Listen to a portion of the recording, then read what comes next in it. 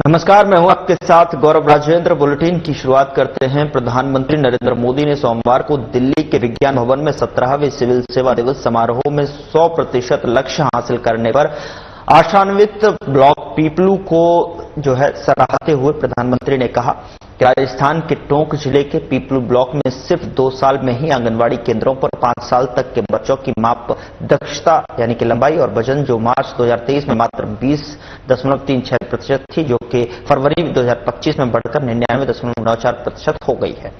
मोदी ने कहा कि अक्सर आकांक्षी जिलों पर ही चर्चा की जाती है, लेकिन आकांक्षी ब्लॉकों की सफलता भी उतनी महत्वपूर्ण है। पीपलू ने न केवल जिले बल्कि राज्य के प्रतिशत से अधिक लक्ष्य हासिल किया है। यह कार्यक्रम जनवरी 2023 में शुरू किया गया था।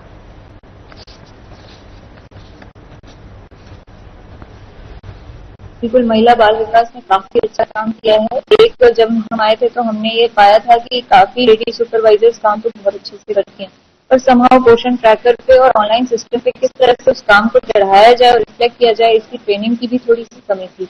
तो उसको लेकर हमने काफी स्ट्रिक्ट मॉनिटरिंग चालू की और ब्लॉक की टीम और जिले की टीम ने बहुत मुश्किल से उस पूरे जहां जहां पे हमारी कमियां आ रही थी उसको अच्छे से सुधारा। वो हर 10 दिन खुद रिव्यू करते थे, कोशिश करते थे कि जो काम 30 तारीख को होता था वो 10 तारीख को ही हो जाए और अगले 20 दिन में अगर उस काम में कहीं से कमी आई है तो उसको इम्प्रूव किया जाए। इसके साथ ही गोद भराई भी वो बार बार करते रहते हैं। जितनी भी महिलाएं हैं सबका एंटीनेटल रजिस्ट्रेशन भी करते हैं। तो डेफिनेटली जिला स्तर पे भी और ब्लॉक स्तर पे भी जो भी संबंधित अधिकारी है सीडीपीओ काफी कम है। इनफैक्ट पीपलू में भी एक्स्ट्रा चार्ज दिया गया था सीडीपीओ को और उसको लेके सीडीपीओ के खिलाफ एक्शन भी लिया गया था, जबकि उनके मल्टीपल एक्स्ट्रा चार्जेस थे। लेकिन जिनके पास ये एक्स्ट्रा चार्ज था या मतलब वो चार्ज था, उन्होंने अपनी पूरी भूमिका निभाई और काफी कम समय में 6 महीने में एक बहुत बड़ा उछाल लाए हैं और अब एक तरह से आंगनबाड़ी के हर इंडिकेटर में पीपलू 100% के आसपास है। मुख्यमंत्री भजनलाल शर्मा ने संयुक्त राज्य अमेरिका के उपराष्ट्रपति जेम्स डेविड वेंस की जयपुर यात्रा के दूसरे दिन उनका आमेर किले में स्वागत किया और मुख्यमंत्री ने वेंस को बुके भेंट कर उनके सुखद प्रवास के लिए शुभकामनाएं दी। उप मुख्यमंत्री दिया कुमारी भी इस अवसर पर उपस्थित रही। बता दें कि संयुक्त राज्य अमेरिका के उपराष्ट्रपति वेंस अपनी धर्मपत्नी उषा वेंस और बच्चों के साथ में सोमवार रात्रि जयपुर पहुंचे थे।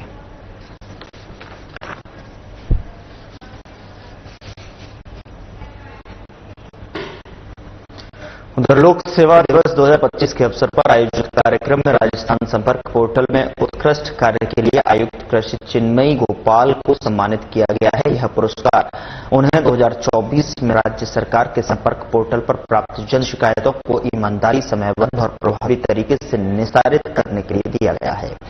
सम्मान मुख्यमंत्री भजनलाल शर्मा ने प्रदान किया है। गोपाल 2014 बैच की भारतीय प्रशासनिक सेवा के अधिकारी हैं। उन्होंने झुंझुनू, टोंक जैसे जिलों में कलेक्टर और संयुक्त सचिव, उद्योग विभाग, आयुक्त, नगर निगम अजमेर सहित कई महत्वपूर्ण पदों पर अपनी सेवाएं दी हैं।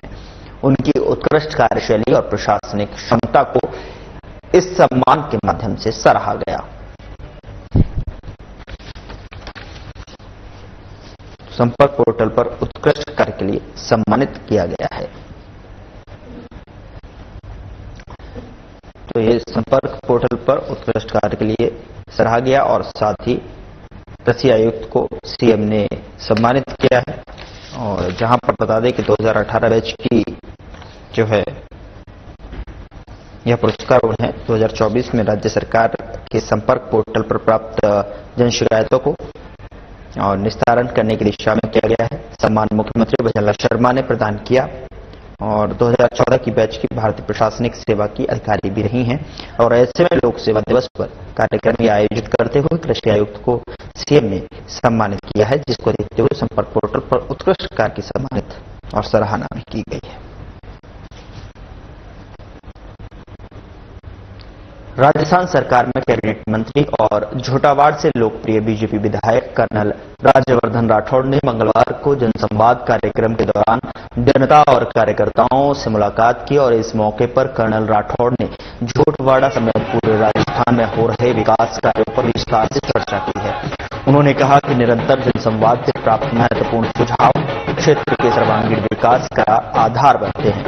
जनता और कार्यकर्ताओं ने कर्नल राठौड़ द्वारा की जा रही जनसेवा और विकास कार्य की सराहना की और आभार भी व्यक्त किया है। उन्होंने राज्य में हो रहे सुधारों और विकास कार्यों के प्रति अपनी संतुष्टि जाहिर की है। कर्नल राठौड़ ने प्रधानमंत्री नरेंद्र मोदी के नेतृत्व और मुख्यमंत्री भजनलाल शर्मा के मार्गदर्शन की सराहना करते हुए कहा कि उनके कुशल नेतृत्व में राजस्थान प्रगति की नई ऊंचाइयों को छू रहा है। इस कार्यक्रम में एक बार फिर साबित कर दिया है कि कर्नल राज्यवर्धन राठौड़ का जनसंवाद और विकास कार्यों पर ध्यान देना प्रदेश के विकास में अहम भूमिका निभा रहा है।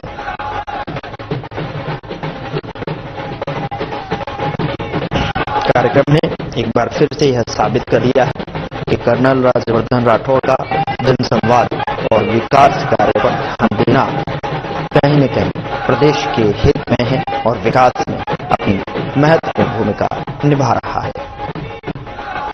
बता दें कि कर्नल राज्यवर्धन राठौड़ ने ये मुलाकात जनता से की है, जहां पर विकास कार्य को लेकर चर्चा की गई विस्तार से, क्योंकि जनता और कार्यकर्ताओं ने कर्नल की भूरी भूरी प्रशंसा की है और उनका आभार भी जताया है। इस तरीके से ये संवाद विकास कार्य पर ध्यान देना प्रदेश के हित में महत्वपूर्ण कदम माना जा रहा है।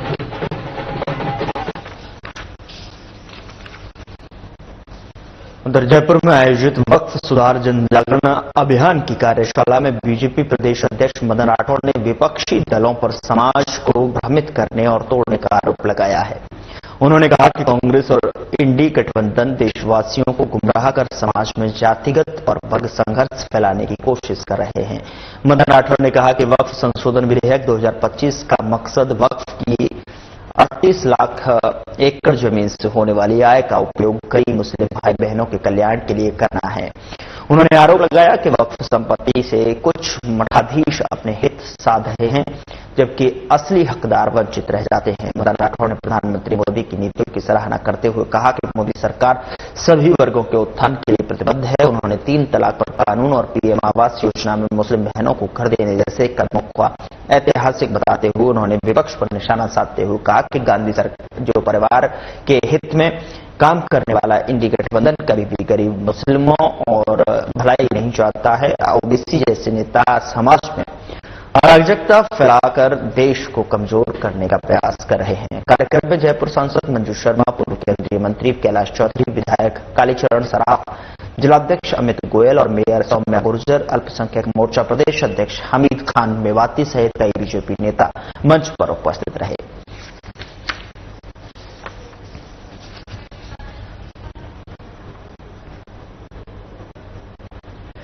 राजस्थान के सभी जिलों में इलेक्ट्रॉनिक वोटिंग मशीनों यानी कि ईवीएम के रखरखाव और सुरक्षा व्यवस्था को लेकर भारत निर्वाचन आयोग ने कड़ी हिदायत दी है। वरिष्ठ और उप निर्वाचन आयुक्त मनीष गर्ग ने जयपुर में ईवीएम वेयर हाउस का निरीक्षण किया और सुरक्षा मानकों को पालन करते हुए संतोष व्यक्त किया है। उन्होंने कहा कि राजनीतिक दलों के प्रतिनिधियों की उपस्थिति, मासिक और त्रैमासिक निरीक्षण और वेयर हाउस के गेट पर ताले और सील की जांच अनिवार्य है। राजस्थान के मुख्य निर्वाचन अधिकारी नवीन महाजन ने सभी जिला निर्वाचन अधिकारियों को निर्देश दिए हैं कि वे 30 अप्रैल तक जो है ईवीएम वेयर हाउस पर सुरक्षा मानकों की पालना की रिपोर्ट प्रस्तुत करें। बता दें कि यह कदम आगामी चुनावों में ईवीएम की सुरक्षा और पारदर्शिता सुनिश्चित करने के लिए उठाया गया है।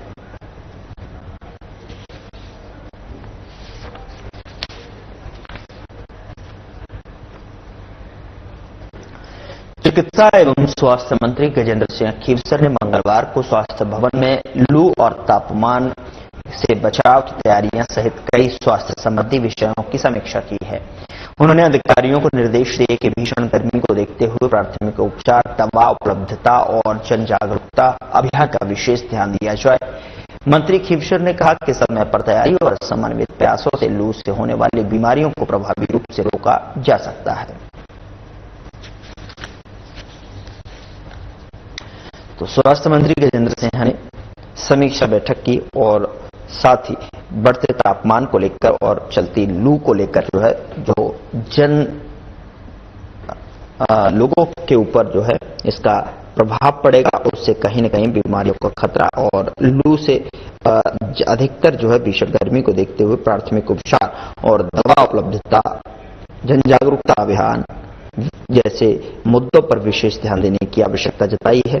मंत्री खीवसर ने यह भी बताते हुए तैयारियों का समन्वित प्रयासों से लू से होने वाली बीमारियों से प्रभावी से तौर पर जो है उसे कैसे रोका जाए उसको लेकर भी यहां पर चर्चा हुई।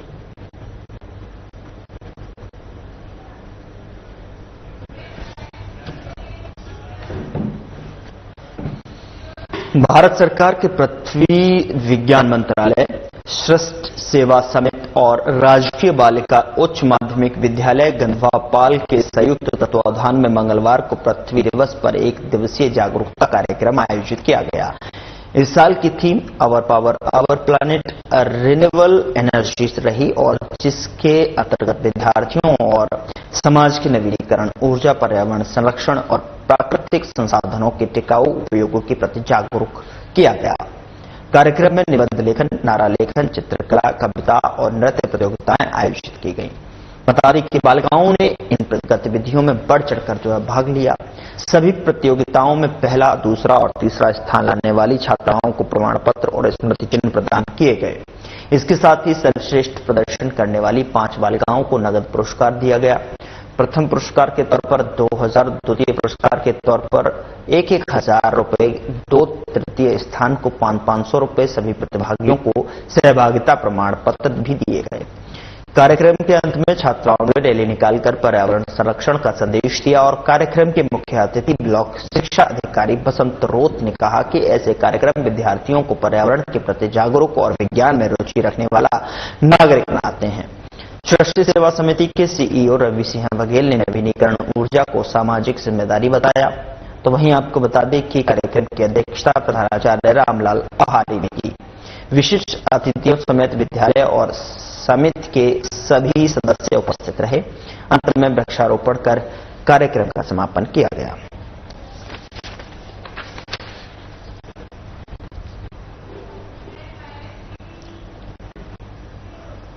राष्ट्रीय पोषण पखवाड़ा के अंतिम दिन मंगलवार को जयपुर में जिला स्तरीय कार्यक्रम आयोजित किया गया। यह कार्यक्रम महिला बाल विकास शासन सचिव महेंद्र सोनी के मुख्य आतिथ्य में हुआ, जिसमें निदेशक समेकित बाल विकास सेवाएं ओपी बुनकर, अतिरिक्त निदेशक अनुपमा टेलर और जयपुर जिला उपनिदेशक अर्शदीप बरार भी उपस्थित रहे। बता दें कि कार्यक्रम में महिला बाल विकास शासन सचिव महेंद्र सोनी ने कहा कि गर्व का विषय है कि राष्ट्रीय पोषण पखवाड़े में राजस्थान नंबर 1 पर बना हुआ है। उन्होंने बताया कि 15 जिले लक्ष्य से ऊपर चल रहे हैं और अगले 3 दिनों तक नंबर 1 बने रहने के लिए पूरी मेहनत की आवश्यकता है। उन्होंने माननीय प्रधानमंत्री मोदी द्वारा राजस्थान के टोंक जिले के पीपलू ब्लॉक की प्रशंसा का उल्लेख भी किया। आंगनवाड़ी बच्चों की मेजरमेंट एफिशिएंसी 20% से बढ़कर 99% हो गई। यह उपलब्धि प्रेरणादायक है और पूरे राज्य को इसे अनुकरणीय बनाने की आवश्यकता है। महेंद्र सोनी ने कहा कि पोषण और आंकड़ों के लिए जो सही डेटा और नियमित प्रशिक्षण अत्यंत महत्वपूर्ण होता है। उन्होंने आंगनवाड़ी केंद्रों में समुचित सुविधाओं की जरूरत पर भी जोर दिया। बताया कि सरकार द्वारा किराए के भवनों में संचालित आंगनवाड़ी केंद्रों को स्कूलों में रिलोकेट किया जाएगा और इस मौके पर जयपुर जिला उपनिदेशक कार्यालय समेकित बाल विकास सेवाओं को कार्मिकों को सम्मानित किया गया और धात्री माताओं का स्वागत कर उनके बच्चों को अन्न प्रशासन भी करवाया गया।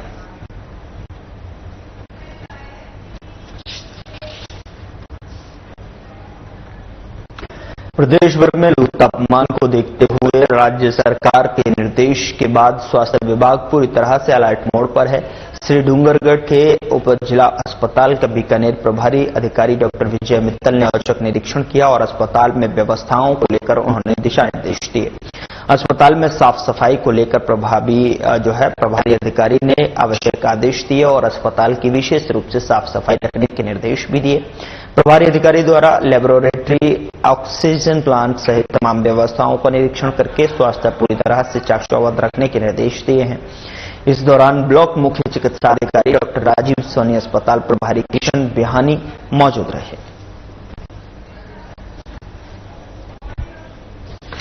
साफ सफाई की दृष्टि से कमजोरी उनको दुरुस्त करवाने के निर्देश दिए हैं। फिर सोनोग्राफी मशीन का रजिस्ट्रेशन करवाने के लिए भी निर्देश दिए हैं। हीट वेव का जो वार्ड बनाया है उसमें एक एसी की कमी लगी तो एसी लगवाने के निर्देश दिए हैं। बाकी मेडिसिन सफिशिएंट है और तो सब ठीक है। राज्य सरकार द्वारा हीट वेव को लेकर विशेष तैयारियां की जा रही है, इस पर क्या दिशा निर्देश? उसके लिए सारी दिशा निर्देश दिए हैं कि पेशेंट को ये जो दवाई होती हैं वो हम पर्याप्त मात्रा में रखें। फिर उसको उपलब्ध कराएं, पानी पीने का पानी उपलब्ध कराएं, ठंडा पानी, उसको जितना हो सके ठंडक में रखा जाए। ये लिए वार्ड उस हिसाब से बनाए हैं, कूलर लगाए हैं, एसी भी लगाए हैं। स्वास्थ्य कर्मियों के किस तरह के निर्देश है प्रोजेक्ट में? पेशेंट आए उसको सबसे पहले देखो और उसके आते ही उसके IV लाइन लगानी है और जो जरूरत की चीजें हैं उसका टेम्परेचर ज्यादा है तो उसको कोल्ड स्पंजिंग की जाए, आइस से की जाए स्पंजिंग। बीकानेर के महाराजा डॉक्टर करणी सिंह जो कि 101वीं जयंती पर एकलव्य फाउंडेशन ने प्रतिभावान खिलाड़ियों को पुरस्कृत कर सम्मानित किया है। एकलव्य फाउंडेशन के अध्यक्ष दानवीर सिंह भाटी ने बताया कि इसमें 8 अंतर्राष्ट्रीय खिलाड़ी, 5 पैरा खिलाड़ी और 20 राष्ट्रीय स्तर पर पदक जीतने वाले खिलाड़ियों को पुरस्कृत किया गया है। कार्यक्रम के मुख्य अतिथि क्रीड़ा भारती के संगठन मंत्री प्रताप और विशिष्ट अतिथि विधायक जेठानंद व्यास सहित महंत विमर्शानंद जी महाराज ने भाग लेकर खिलाड़ियों को पुरस्कृत कर उनका उत्साह बढ़ाया। बीकानेर के पूर्व महाराजा डॉक्टर करणी सिंह जी जो हिंदुस्तान के प्रथम अर्जुन अवार्डी थे, उनकी 101वीं जन्म जयंती के ऊपर हमने ये कार्यक्रम आयोजित किया है। हमारी संस्था एकलव्य फाउंडेशन ने कार्यक्रम आयोजित किया है। इसके अंदर 8 अंतर्राष्ट्रीय खिलाड़ी है जिसमें कई पदक विजेता खिलाड़ी भी है और 5 पैरा खिलाड़ी भी हैं जिसमें भी अंतर्राष्ट्रीय पदक विजेता है और लगभग 20 खिलाड़ी जो राष्ट्रीय स्तर पर पदक जीत के आए वर्तमान सत्र में। हमने इसमें रखा है क्राइटेरिया जो वर्तमान साल में जीत के हैं उन लोगों को हमने सम्मान दे रहे हैं। बड़ी खुशी की बात है कि इसमें इतने खिलाड़ी आए और हम इसमें बहुत ज्यादा प्रभावित हैं। इस कार्यक्रम में मुख्य अतिथि के रूप में क्रीड़ा भारती के राष्ट्रीय संगठन मंत्री प्रसाद जी मानकर भाई साहब पधारे हुए हैं और विशेष अतिथि के तौर पर बीकानेर पश्चिम के विधायक जेठानंद जी भाई साहब पधारे हुए हैं। विशेष अतिथि के तौर पर विमर्शानंद जी महाराज जो शिवाड़ी मंच के महंत है आप भी पधारे हुए और खिलाड़ियों को आशीर्वाद देने के लिए। नाम बताएं। दानवीर सिंह भाटी, अध्यक्ष एकलव्य। खाजूवाला में उपखंड स्तरीय जनसुनवाई और रात्रि चौपाल कार्यक्रम का आयोजन किया गया। बता दें कि एसडीएम रमेश कुमार की अध्यक्षता में ब्लॉक स्तरीय अधिकारियों ने लोगों की समस्याएं सुनी। वहीं अधिकारियों ने अधिकांश समस्याओं को मौके पर ही समाधान करने के निर्देश दे दिए। तो अधिकारियों ने लोगों की समस्याओं को जाना, उनको समझा और साथ ही साथ जो है वहां संबंधित अधिकारियों को दिशा निर्देश भी उसके दिए गए कि जिससे कि उनकी समस्याओं का समाधान सही समय पर किया जा सके। खाजूवाला में उपखंड स्तरीय जनसुनवाई का आयोजन किया गया जहां पर जो है लोग अपनी समस्याओं को लेकर पहुंचे और जिनका समाधान समस्याओं को सुनने के बाद जो है यहां पर त्वरित संबंधित अधिकारियों को निर्देश दिए गए जिससे कि समस्या लेकर आए लोग जो है अपनी समस्या का समाधान लेकर घर वापस जा सके। एसडीएम की अध्यक्षता में ये कार्यक्रम का आयोजन किया गया है जहां पर ये समस्याओं का समाधान करने के लिए लोगों की जनता की समस्या सुनी। सरकार के निर्देशानुसार रात्रि चौपाल का आयोजन किया जा रहा है जिसमें विभिन्न प्रकार की समस्याएं हैं जिसमें सबसे ज्यादा बिजली और पानी से संबंधित आ रही है। तो सभी जो ब्लॉक लेवल के अधिकारी हैं उनको निर्देशित किया गया है कि उन जो समस्याओं का समाधान है वो त्वरित गति से करें और आम जन को राहत प्रदान करें।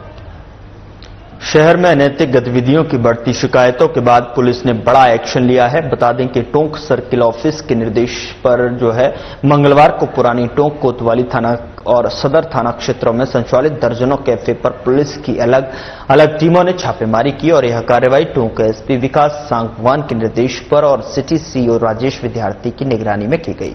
बताया जा रहा है कि शहर के कई कैफे अनैतिक कार्यों का अड्डा बने हुए थे जिनमें संदेहास्पद गतिविधियां जो है चल रही थी। पुलिस की टीमें इन कैफे में दस्तावेजों की जांच के साथ साथ वहां मौजूद लोगों से पूछताछ भी कर रही हैं। इस अभियान का उद्देश्य युवाओं को भटकने से रोकना और शहर में कानून व्यवस्था बनाए रखना है। पुलिस की यह कार्रवाई आगे भी जारी रहने की संभावना है। स्थानीय लोग इस कदम की सराहना भी कर रहे हैं।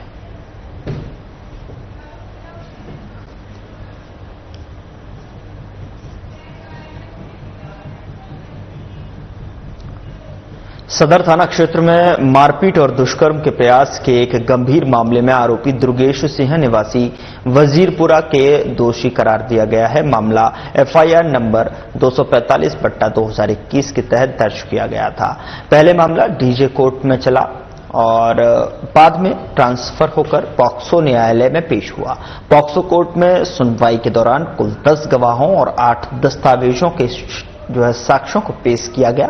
इन सभी साक्ष्यों के आधार पर कोर्ट ने आरोपी दुर्गेश सिंह भारतीय दंड संहिता की धाराओं 323 यानी कि मारपीट, 341 गलत तरीके से रोकना और 376/511 यानी कि दुष्कर्म का प्रयास के तहत दोषी माना है। कोर्ट ने दोष सिद्ध होने पर आरोपी को कुल 5 साल की सजा और 5,000 रुपए का जुर्माना सुनाया है। यह फैसला पीड़िता को न्याय दिलाने की दिशा में एक अहम कदम माना जा रहा है। तो 5 साल की सजा और 5,000 रुपए का जुर्माना यहां लगाया गया है। मारपीट और दुष्कर्म के प्रयास में एक गंभीर मामले पर आरोपी दुर्गेश सिंह पर दोषी करार दिया गया है।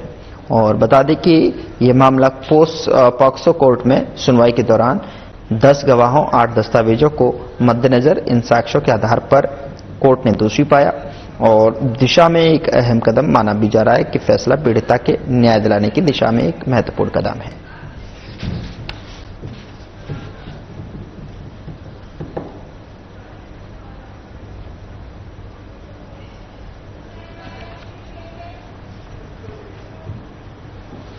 टोंक में एक विवाहिता ने फांसी का फंदा लगाकर आत्महत्या कर ली है और मृतक महिला का नाम